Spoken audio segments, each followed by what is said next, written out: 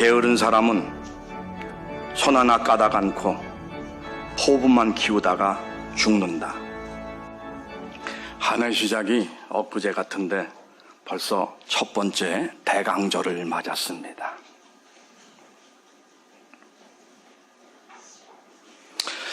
여러분들에게, 특히 인후학사 학생들에게 사감 목사로서 솔직히 고백할 게 있습니다. 저는 요즘 젊은이들 앞에서 설교하기 싫습니다. 뭘 전할 것인가? 제가 이런 말을 하면 기다렸다는 듯 비판할 사람도 있다는 거 압니다. 왜 네가 뭘 전하냐? 하나님께서 주신 말씀만 전하면 되지.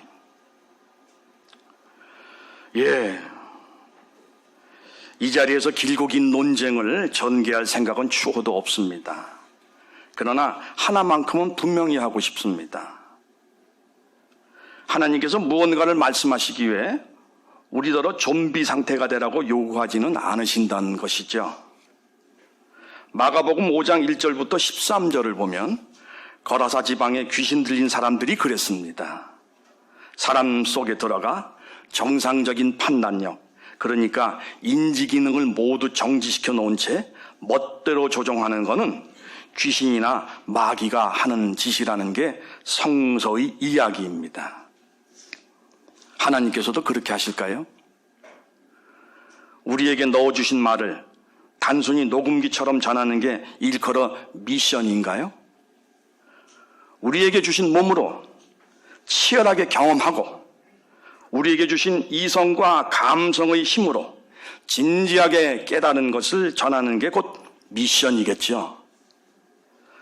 성서는 수없는 곳에서 우리더러 깨달으라고 했지 하나님께서 매번 리모컨으로 신호를 줄 때까지 멍하니 대기하라고 그리 말씀하지 않으셨습니다. 물론 종교의 근원적인 현상은 독일어로 표현해 베그라이펜, 그러니까 붙잡다가 아니라 에어그리펜자인, 사로잡히다로 이해해야 한다는 그런 주장이 있음도 알고 있습니다. 맞습니다. 하지만 이렇게 사로잡히는 사람들에 의해 옳은 일도 있었지만 그런 일 또한 굉장히 많았거든요. 방법론적 개별주의에 의탁한 종교 이해는 왜곡이 심합니다. 유대교의 신비주의 카발라나 기독교의 예언운동이 대부분 사람들의 지탄 속에 한심하기 짝이 없는 결말을 맺었던 숱한 과거를 기억할 필요가 있습니다. 아무튼 요즘 청년들 앞에 서면 설교하기가 적잖이 머뭇거려집니다.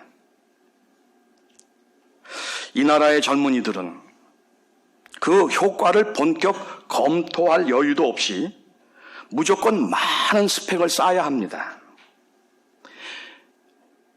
노동시장에서 기업이 쓸 인재가 되기 위해, 그러니까 기업에 내 몸을 팔기 위해 효과적인 치장을 해야 한다는 거죠. 그런데도 정규직은커녕 인턴 자리조차 살인적인 경쟁률입니다.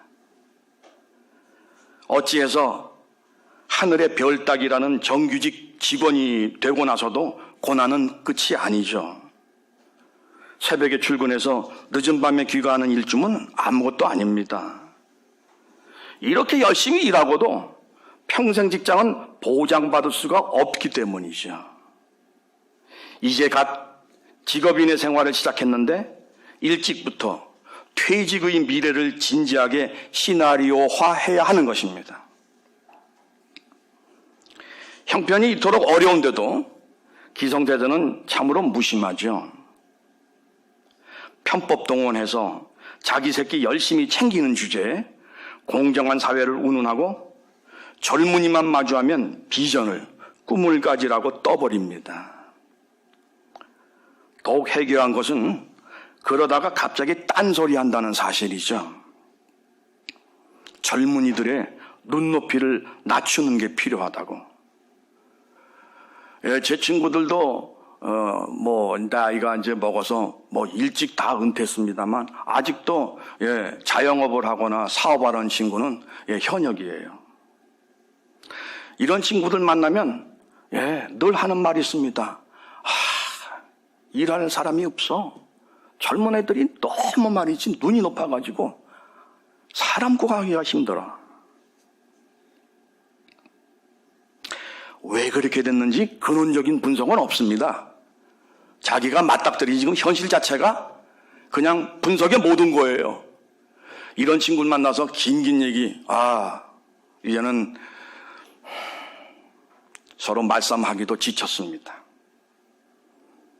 어쨌든 비전을 가지라는 말과 눈높이를 낮추라는 말이 서로 상반되는 내용인지조차도 파악을 잘 못하고 있는 게 기성세대입니다. 기성세대가 마땅히 알고 있어야만 함에도 불구하고 모르고 있는 게 있죠.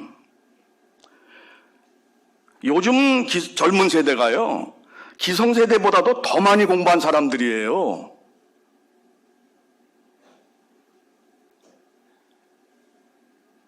이런 젊은이들이 촛불을 들면 기성세대는 너무 쉽게 말하죠. 너희들 누군가에게 세뇌당했다고. 아니죠. 아닙니다. 종합 판단이 안 되는 사람은 상대방을 늘 자기 수준에서 속단하지요. 그래서 안타깝습니다.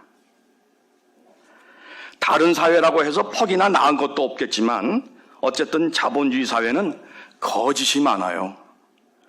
열심히 일하면 언제나 풍성한 결과가 주어진다며 게으름을 정죄해 왔습니다. 근데 여러분, 요즘 우리 주변 둘러보면 온통 나에게 일자리를 달라. 그러면 열심히 일하겠다는 사람 투성입니다. 놀겠다는 사람은 하나도 없어요. 게으름 피지 않고 열심히 일하겠다는데도 일할 수 있는 기회를 제공하지 못하면서 여전히 열심히를 떠벌리고 있는 게 우리가 몸담은 자본주의 사회죠.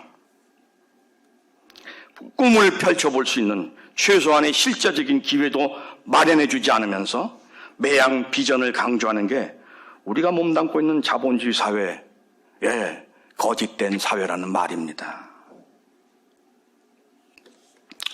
자본 과잉 상태가 되면 단위 자본당 이익률이 지속적으로 감소하지요. 그 귀결로 작은 자본, 그만한 규모의 자본은 의미가 없어요.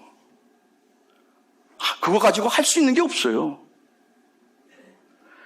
부자는 무언가를 해볼 수 있는 자유가 자꾸만 확대되고 가난한 사람은 할 수 있는 게 점점 더 고갈되는 그런 현실이 우리 앞에 있죠. 이 경우 자본주의 사회가 그리도 많은 자유를 강조하는데 이 땅의 사이비 보수들도 민주주의만 해서는 안 되고 자유민주주의라고 꼭 그렇게 칭해야 된다고 떠드는데 그 자유,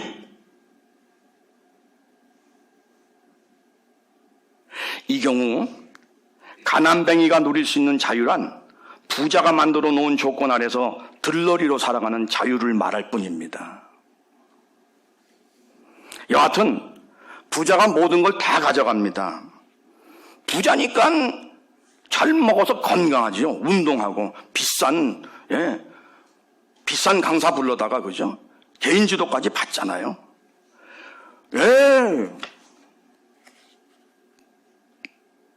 돈이 있으니까 학벌이 좋아요. 요즘엔 돈 없으면 아무것도 못합니다. 우리 기숙사에도 공무원 시험 준비하는 친구들이 있습니다. 근데 돈이 없어서 공무원 시험에 돈이 너무 많이 들어가더라고요. 그래서 하다가 중단하고 알바해서 또 돈 마련해갖고 또 하고 이러니 뭐가 되겠어요? 돈이 많으면요 이쁜 여자 만나죠. 돈 많은 부자들은요 이쁜 여자를 만나서 결혼하고 또 예쁜 여자를 만나서 결혼하고 누대에 걸쳐서 그 짓을 하다 보니까 아름답습니다. 부자는 예술을 소비할 줄 알지요. 심지어 외형적인 고상함까지 있습니다. 가끔가다 자선도 베풀잖아요. 자본주의 사회, 그러니까 돈이 중심이 된 사회, 이 사회 다양하다고들 말하는데요. 뭐가 다양합니까? 자본주의 사회 전일적인 사회예요. 돈이면 모든 게 다 되는, 돈 없으면 모든 게 안 되는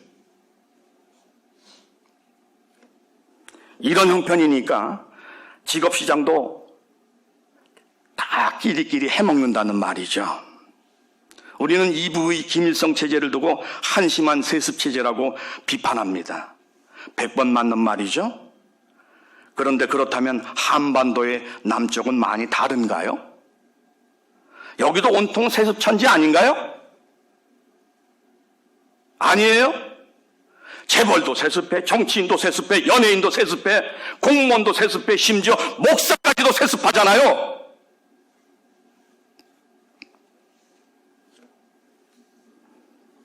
후기 자본주의 단계에 이르면 실력이나 능력만으로는 충분하지 않아요. 이른바 배경이 일컬어 백이 갈수록 중요해집니다. 서양도 마찬가지예요.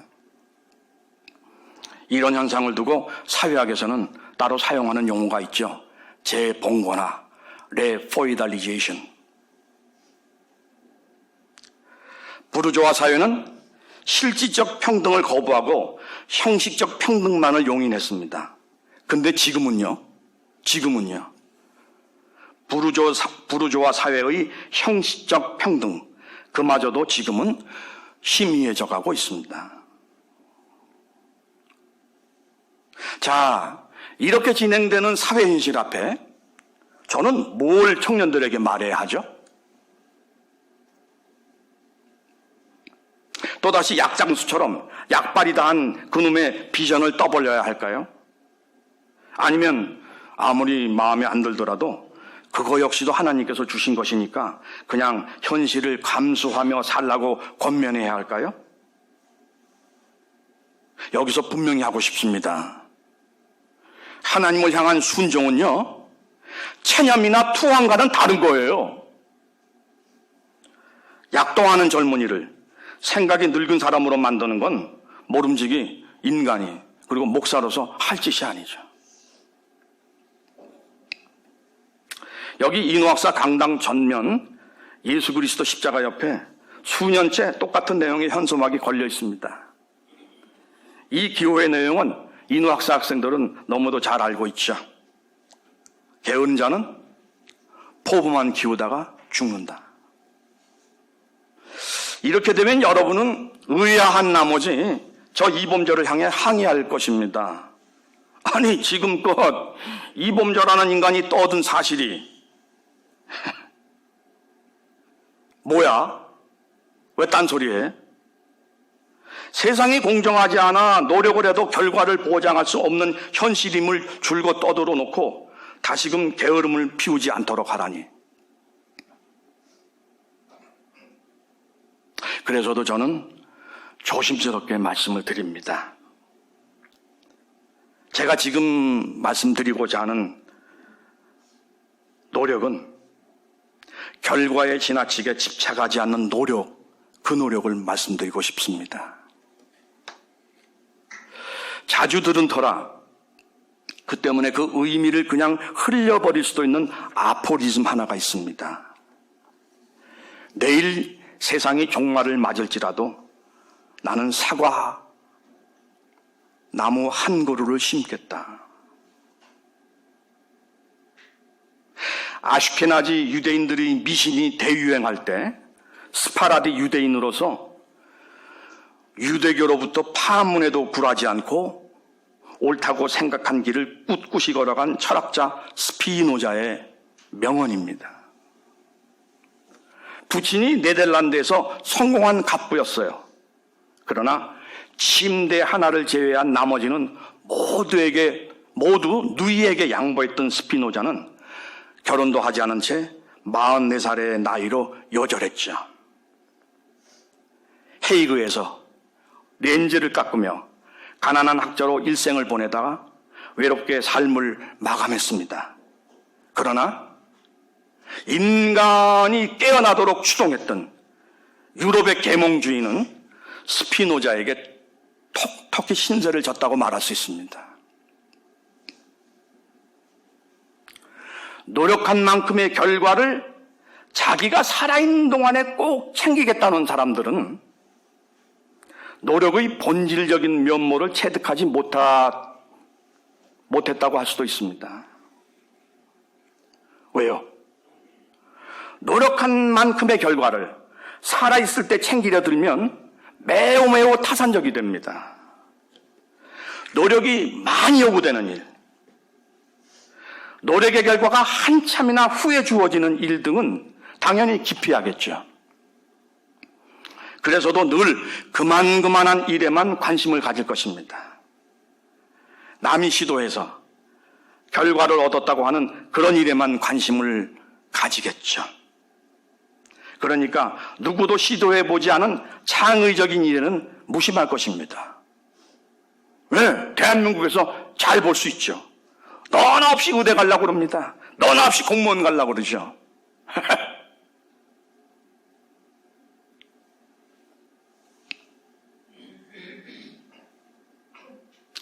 예. 내가 살아있는 동안 결과를 꼭 챙기겠다는 사람들은 그뿐만 아니라 정의롭고 선한 일에도 무관심할 것입니다. 이런 일은, 그러니까 정의롭고 선한 일, 이런 일은 장기간에 걸쳐서 노력을 해야 할 뿐만 아니라 남의 도움도 크게 기대할 수 없기 때문입니다. 그렇잖아요. 왜? 독립운동했던 사람들의 후손들 어떻게 사는지 우리가 너무 잘 알잖아요.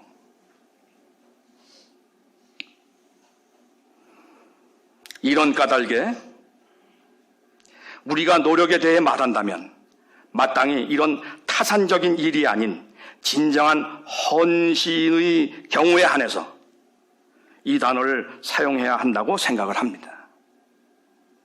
이렇게 보면 게으름도 새롭게 판별할 필요가 있지 않을까 생각합니다. 게으름에는 두 가지가 있는 것 같아요. 첫째는 몸과 마음이 모두 나태한 경우를 두고 이르는 게으름이 있죠. 두 번째는 몸과 마음이 모두 분주히 움직이기는 하는데 왜? 무엇을 위해? 그리도 분주히 움직이는가를 따져보지 않는 게으름이겠죠. 다시 말해 성찰하는 일에 대한 게으름입니다. 네. 전자의 경우는 요즘 찾아보기가 힘들다는 말씀 이미 드렸습니다. 우리 시대에는 후자의 경우가 많죠. 이명박 대통령이 각별히 챙겼던 유명한이란 전 외무장관이 있습니다. 한 나라의 외무장관을 그것도 비교적 오랜 기간 그 직책을 역임했다면 이분이 개인적으로 얼마나 노력을 한 분인지는 충분히 짐작할 수 있습니다. 저도 지인으로부터 들었어요. 이분 상당히 괜찮은 분이래요. 근데 말입니다. 딸을 특채하려고 편법을 쓰다가 이분은 모든 것을 잃었습니다. 우선 외무장관쯤 되는 자리이면 한 사람이 기대할 수 있는 인생의 마지막 고위직이 아닌가 생각합니다. 나이를 고려하고 직책의 높음을 고려하면 말이죠. 그런데 딸의 편법 특채로 인해 만인의 비난을 받으면서 그 자리를 물러났습니다. 이분의 남은 인생에서 만회할 기회가 더는 주어질까요? 게다가 그 딸은 또 어떻습니까? 살아갈 날이 앞으로도 창창한 이 여성이 질기게 따라다닐 곱지 않은 눈총 염두에 둬야 되지요. 참으로 비극이 아닐 수 없습니다. 맹렬하게 노력을 했건만 막판에 모든 걸 잃은 거죠. 쉽게 가려다가 젊은 나이에 모든 걸 다 말아먹었습니다. 게을렀다고 말할 수 있죠. 성찰에 게을렀던 것입니다. 근데 어이없는 일은 이런 일이 요즘도 현재 진행형이라는 사실입니다. 저는 문재인 정부 용서할 수가 없어요. 저도 나가서 추위에 뻘뻘 떨면서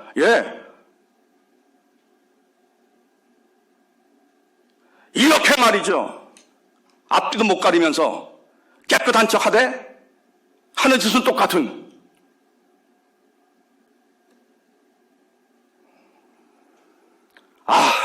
답답합니다. 사이비 보수에 하는 꼴, 더군다나 하나님 마구 이름 입에 올라가면서 하는 짓 분노합니다. 그런데 진보? 얼마나 진보인지 모르겠지만 하는 꼴 역시 답답합니다.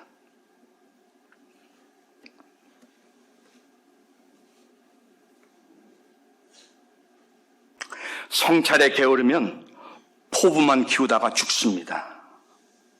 몸도 마음도 탱자탱자 하다가 헛된 꿈에 쓰러지죠. 차라리 꿈을 꾸지 않았으면 욕구불만은 없었을 것입니다.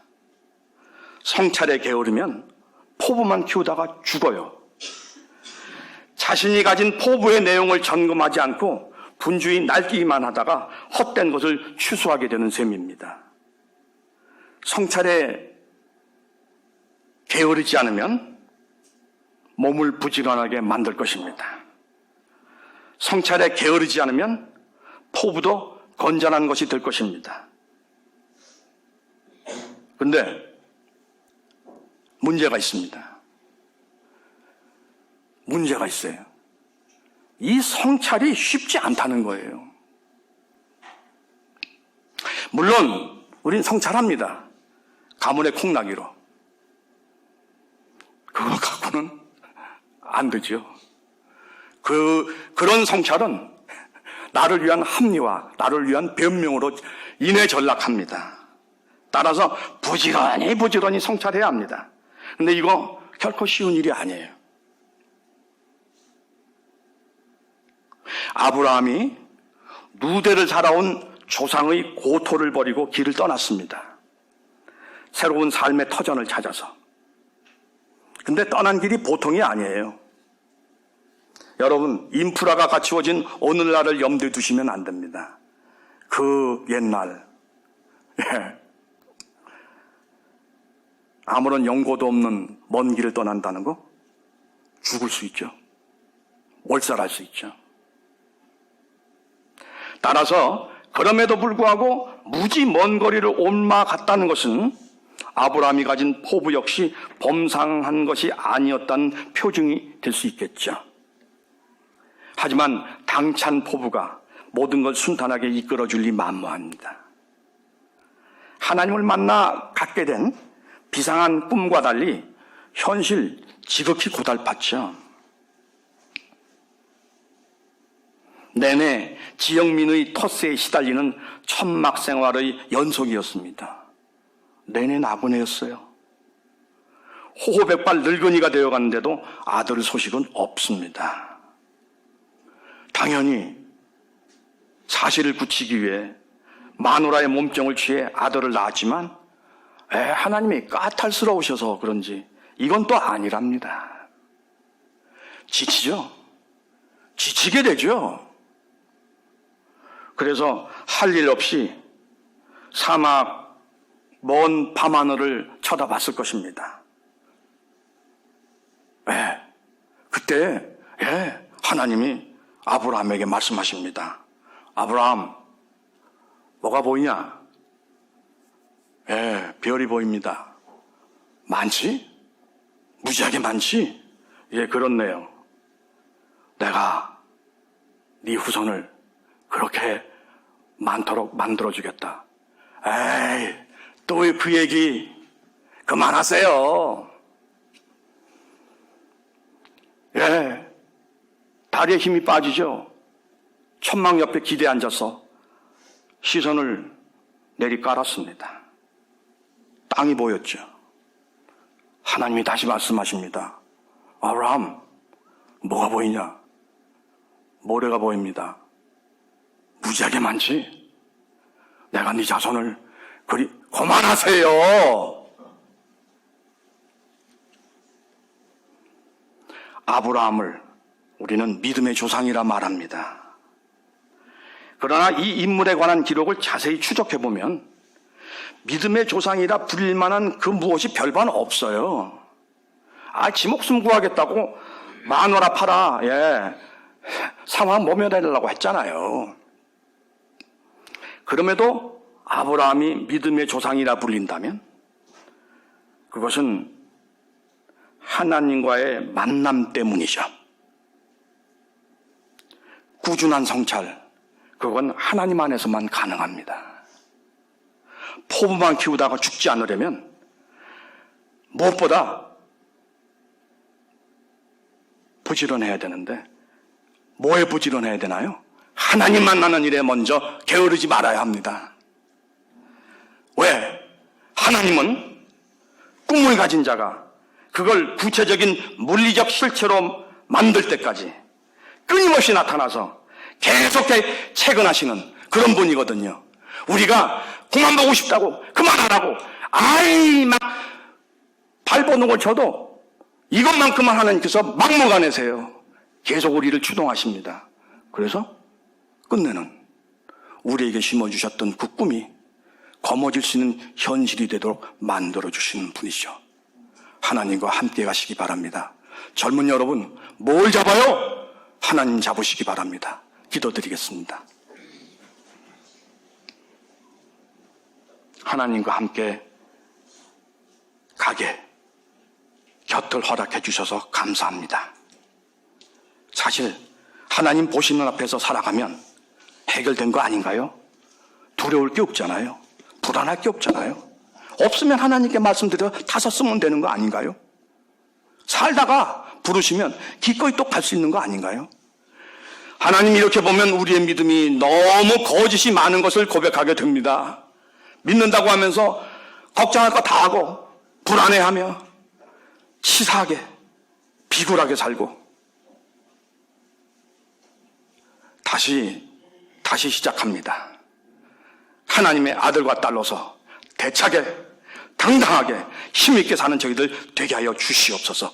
우리 주님 예수 그리스도 이름 받들어 아버지 하나님께 기도드렸습니다. 아멘.